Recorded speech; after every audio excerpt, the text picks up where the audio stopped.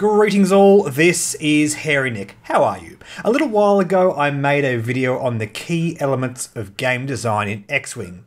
And one of the things I spoke about back then was complexity. And I said back then I'd be making a devoted video on addressing the ways we can fix complexity in X-Wing. And that's what this video is here. Because it's something that I care a lot about. It's clearly something a lot of you care about as well. Growing complexity is probably the biggest issue in the game of X-Wing. It at least is, in my opinion. And I think we as a community and FFG as a game company should look to ways to curtail that. So what do I mean by complexity? The way I described it back in that video is complexity is a barrier between a new player getting into the game or an existing player growing their interest in the game. Basically, it's that level of difficulty that stops us from enjoying the game that we love. And X-Wing at its core is a fantastically simple game, and that's one of the best things it has going for it. So complexity is absolutely something we do not want creeping into the game of X-Wing, because it does attack what it's about at its very core. Now before I start this video, I just want to say I, on this channel, make a point of being positive about everything I say. If I do have a criticism, I like to present solutions. And I think there's a good chance that this is simply going to be the most negative video I make. And that's not because I just want to say, oh, FFG are bad, let's just throw rocks at them and just shout abuse. I want to make this video because I feel very passionately about this. I care about the game. And I want to actually present solutions. At the end of the day, there's no point just saying, oh, FFG are terrible because, oh, they gave us broken ships or they can't organize tournaments or blah, blah, blah. What's the point of that, guys? Why don't we actually present solutions? If we do that, A, they might actually listen to us, which is very, very important. And B, we actually move forward as a community. Just tearing things down does nothing to help that. So what kind of things causes complexity? There are two major factors in the game of X-Wing that is causing a lot of confusion about the cards we use, about the ships or whatever, and that is the ever-growing list of ships that we can add into the one game format we have. We only have one game format, that's the 100-point constructed format, where we pick one of the three factions and we can use any ships that fit into that faction. And the fact of the matter is the list of ships and upgrades that we can take is growing and growing and growing. And the larger that list gets, the more inaccessible it becomes for new players. Even existing players may find that daunting, just simply keeping track of everything we have an option to fly. The other major factor contributing to complexity is the FAQs and erratas.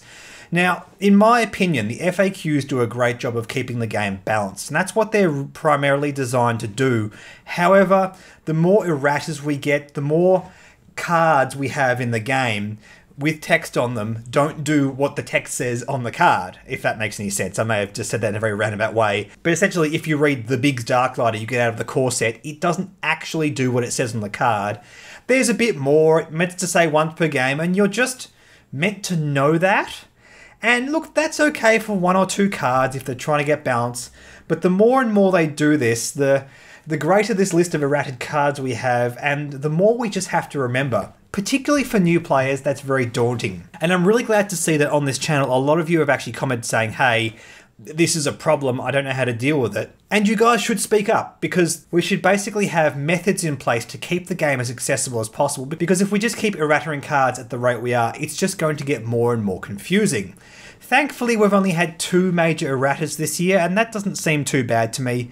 But it seems like it is happening more frequently.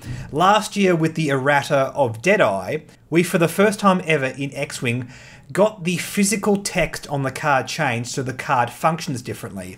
We've had erratas in the past which just sort of clarified what the card was always meant to do, but adding small ship only onto Deadeye fundamentally changed what that card did. And that is the first real errata we've ever had in X-Wing. And since that point, we've just added more and more and more, and it's just going to come to a head where the game becomes too complex and it becomes a real problem. So I want to think of solutions that actually curtail this before this becomes a serious problem, because I don't think X-Wing is overly complicated yet. But I am aware that it is growing more and more complex, and that's something we have to think about. If FFG are smart, if they are proactive about this, we can stop this before this becomes a serious problem. And that's what this video is all about, talking about the things we can do to curtail complexity. All right, so I've been having a long think about this, reading the comments you guys have left, and I've narrowed this down to 5 dot points. 5 things that FFG can do to curtail complexity. The first is improve editing. Now, if you guys have watched my videos before, you know that I'm not a huge fan of the editing in FFG's articles and cards. They do have a habit of making things not 100% clear. And look, I just want to clarify as well, if anyone from FFG is actually watching, I do want to say you guys are actually pretty good at editing. But the problem is X-Wing is such a massive game, and you can't just be pretty good. You have to be seriously on the ball and on top of this to a T. Other games that are as big as X-Wing or bigger, like say Magic the Gathering, have this stuff down pat. There is no confusion on the cards. It's all very clear, and if something has to be FAQ'd, it's done immediately. And the fact of the matter is, each wave doesn't introduce a whole heap of different pilots and upgrade cards. It's only in the tens. You know, there's about 50 unique pilots and upgrade cards introduced each wave, and that's not too hard to manage, and should be managed better than it is right now. Let's take, for example, something that we've been talking about over the past couple of days on the Melbourne X-Wing group on Facebook, the targeting synchronizer, because this card, unfortunately, it's just a bit unclear in how it functions and interacts with a few other choice cards. Now, it reads, when a friendly ship at range 1 to 2 is attacking a ship you have locked, the friendly ship treats the attack target lock header as attack. If a game effect instructs that ship to spend a target lock, it may spend your target lock instead. And the confusion is, in the FAQ, there's a whole section about game effects that spend target locks, but that list includes things that cannot be used with the targeting synchronizer. Let me explain what I mean by that. On the targeting synchronizer card, we have 2 sentences. The first says, when a friendly ship at range 1 to 2 is attacking something you have locked, blah, blah, blah. And then it says, if a game effect instructs that ship to spend a target lock, it may spend your target lock instead. That means it must be the ship attacking. It must be the ship attacking a ship that you have locked. It cannot be during a defense. It cannot be at the end phase. One of the things listed in the FAQ article is Lieutenant Colzet, and Lieutenant Colzet spends his target lock during the end phase or after the combat phase, or not when he's attacking anyway, and that's my point. It doesn't actually work with targeting synchronizer, but because of that FAQ entry, it's very, very ambiguous. And the way targeting synchronizer is worded is not that clear. If a game effect instructs that ship to spend a target lock, yeah, I get it. I feel like, for example, this could be a bit clearer. If you made that second sentence, if a game effect instructs a friendly ship you have target lock to spend a target lock, it may spend your target lock instead. Now, you see how that's different? You see how that is a clear statement on its own that perfectly explains what that is trying to do. It still functions exactly the same way targeting synchronizer always functioned. It's a little bit wordier, but it is much, much clearer.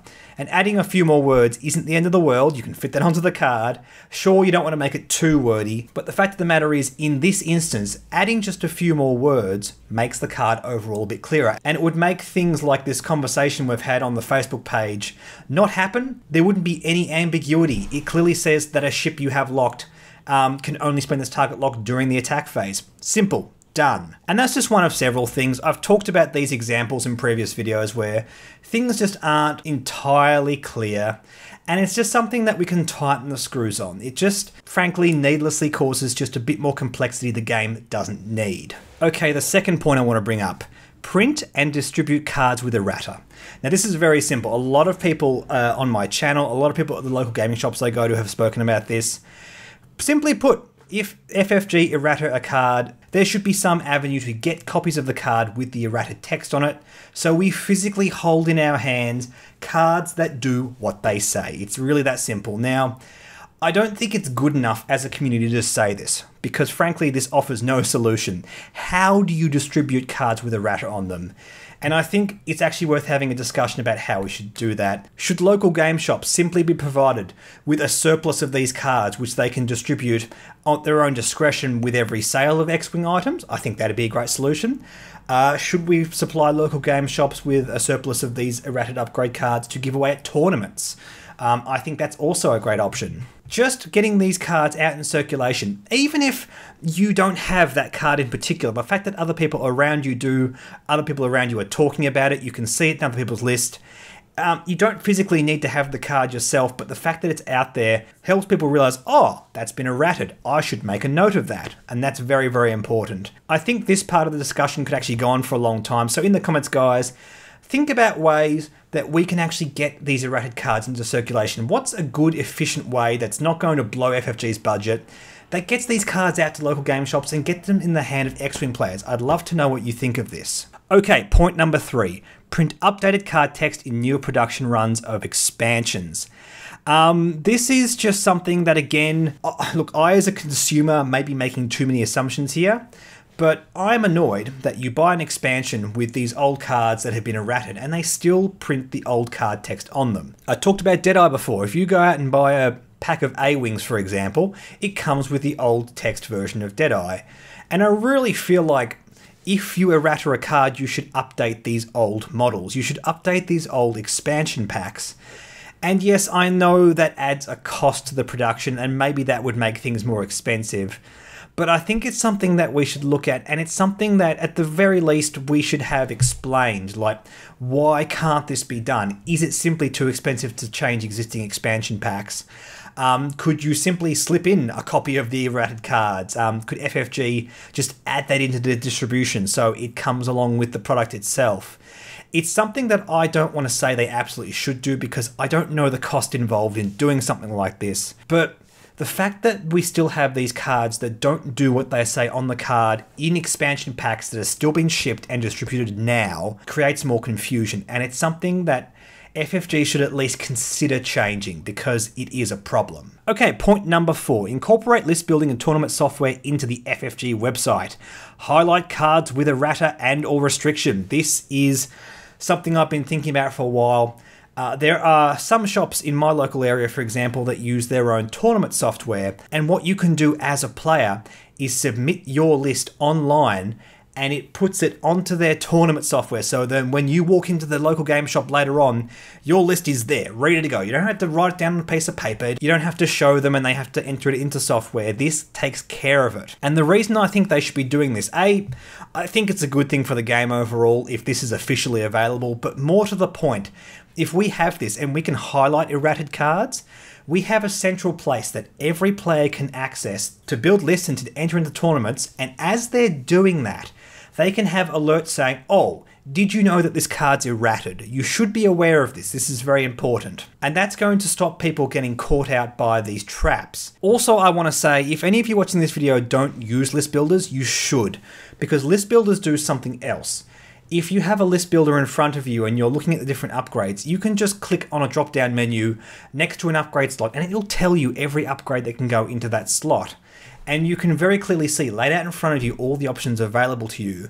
And that makes the large list of options available to you relatively more accessible, which is fantastic. And again, I think that's a great reason that FFG should be making this kind of thing available to us officially. Because if FFG do that, they can show us the gamut of cards available to us. They can show us some easy builds. If you want to say, oh, I need to know like a 1-point APT that can go on this ship. I don't know all the cards off the top of my head. You have this official list builder there to help you. Now, we already have list builders, I should say this. Yet Another Squad Builder is my favorite list builder that I use right now, and I strongly recommend it, but I really think it's criminal that something like this isn't offered officially. Alright, I have one more point I want to bring up, and I will admit that this point is probably the least practical out of everything I'm going to say. Consider increasing the amount of formats beyond only 100-point dogfights. And we've had this conversation before, guys. I actually want to make a video detailing the kind of things we could be doing, but for the time being, let's just discuss the ramifications of only having one single format.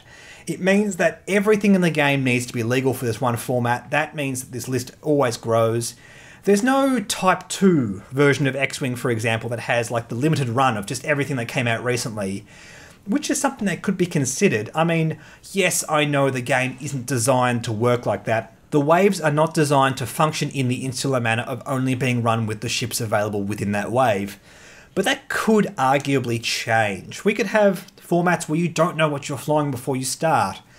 I know this doesn't sound practical or realistic, But if the game was designed from the ground up to do this, it is something that could be done. And that's something that could be looked at. Now, why am I talking about this when I'm talking about complexity? It seems counterintuitive. It seems like adding more formats would only make things more complex.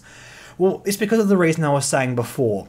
We have one format that has all of these ships just thrown into it. Everything available in the game of X-Wing, barring epic ships and upgrades, is available in the 100-point dogfight format. And it means everything needs to be finitely balanced into that format and everything needs to be put into it. And that unrigid nature of the game alone is a problem because it's just ballooning up and up and up and up and becoming more and more complex.